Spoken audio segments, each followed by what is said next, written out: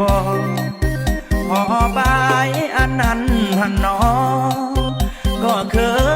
สองแก้มอ่อนคันใดบายแก้มคงสิมีแห้งกับบอนได้บายได้สุนแก้มบอกยามนอนก็คงสุขสันต์สองแก้มเปเลนั้นมีแล้วบ่นอคนสู่สองข้างห้างเสนนโนมีคนสูญแล้วเหลือยังมีแล้ว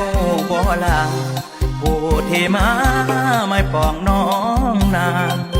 จากใด